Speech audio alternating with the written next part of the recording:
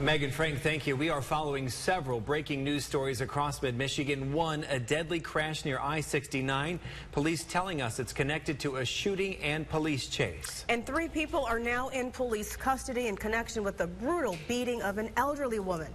The news at 6 starts right now. Live and local with coverage you can count on. This is WNEM TV5 News at 6.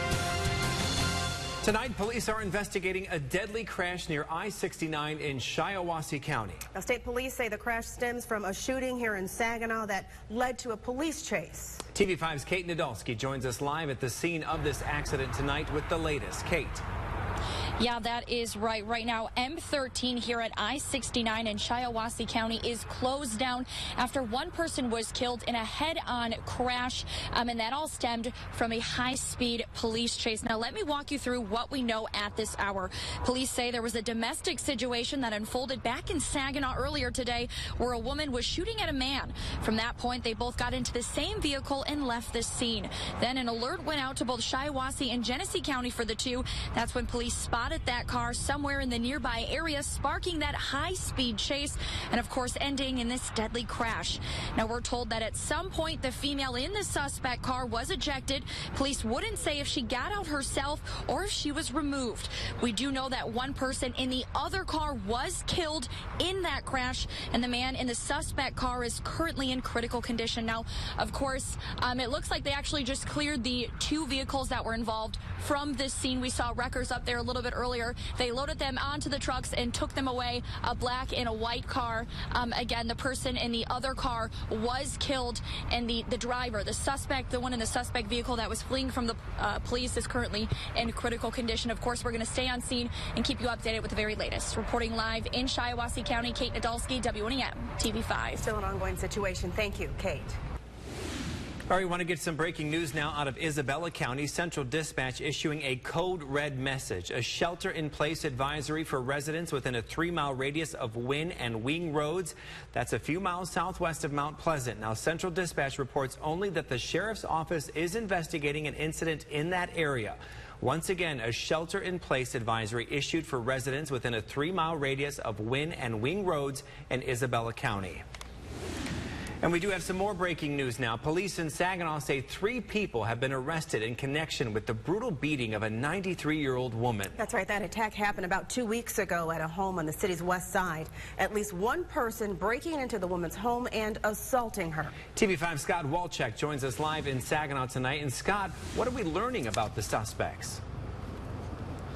Well, David and Colette, it's a relief to hear that these 3 suspects are behind bars after this brutal attack. They are facing charges of conspiracy, home invasion, and assault with intent to murder the 93-year-old victim. The suspects are all young men, ages 16, 18, and 21. Detectives say this 16-year-old is expected to be charged as an adult. Saginaw police say with the help of state police and the community, they were able to crack this using search warrants through social media and phone records. Chief Ruth says these suspects are getting the book.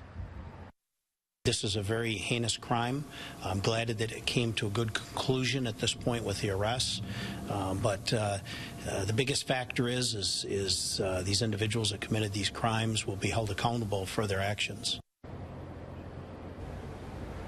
Detectives did not release any more information about how this assault happened or details on that. They did say that they are still working to find out if more suspects may have been involved, and these 3 that were arrested are expected to be arraigned and formally charged on Monday. Reporting live in Saginaw, Scott Walczak, WNEM TV5.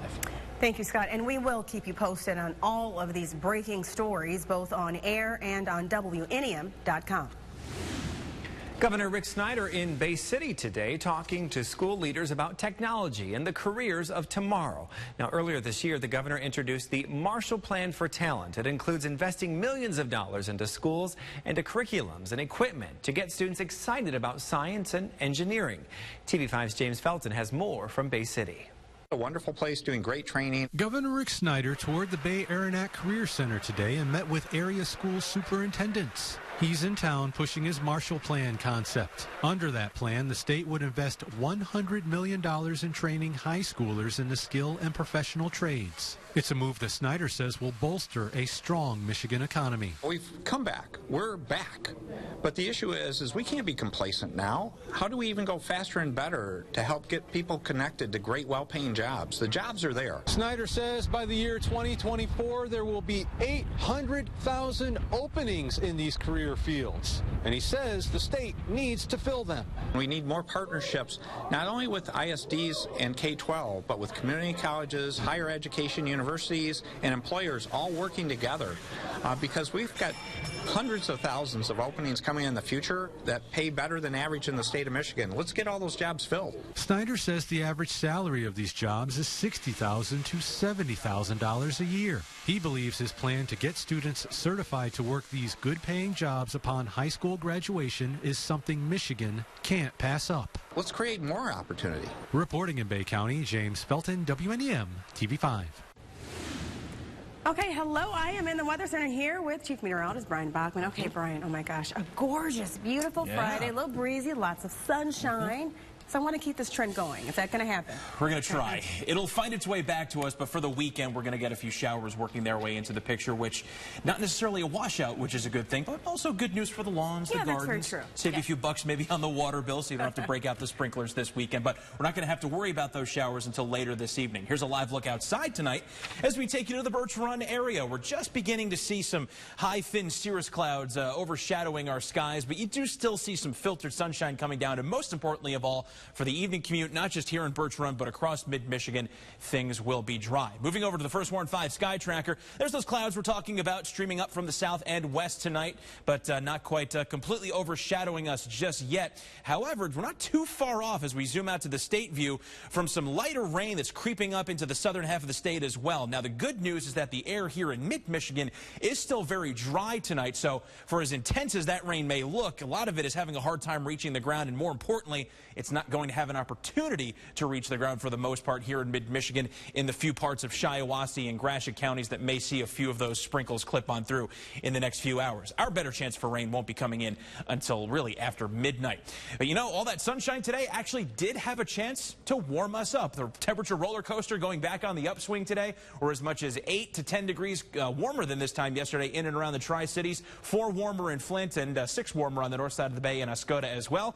That generally equates out to low and middle 60s around the Tri-Cities, but a lot more 70s along I-69, 72 in Flint, 74 for Owasso, 70 degrees in the Mount Pleasant and Houghton Lake areas, while 68 in Alma. But of course, that cooling effect still evident from the winds coming in off of Lake Huron, 54 for places like Caseville and Oscoda right on the waterfront. And Port Hope, chilliest of the chilly, still at a reading at about 48 degrees. But again, first half of this evening really looking to be in pretty good shape despite the returning clouds. We'll stay dry through at least midnight. Temps just gradually easing their way back into the 50s. We'll head for the low and middle 40s overnight with the chances for showers increasing as we approach tomorrow morning. We'll break down that shower chance for the upcoming weekend in your full forecast. Okay, thank you, Brian. Well, the old Buick City property in Flint may soon be getting new life. The Racer Trust, which oversees that property, says it's pleased with the number of offers it's gotten to purchase and develop the property. Now, Racer says now it's evaluating those offers, and the priority is to find a buyer that will invest in the community and create jobs. A local student taking part in a unique national competition. How he's combining mathematics and professional basketball. That's next. And if you have a tough question you'd like us to investigate, call our 989 or 810 numbers to weigh in. You can also send an email or just get a hold of us on Facebook. You're watching TV5 News at 6, serving Standish, Cairo, Burton, and your hometown too. It's coverage you can count on.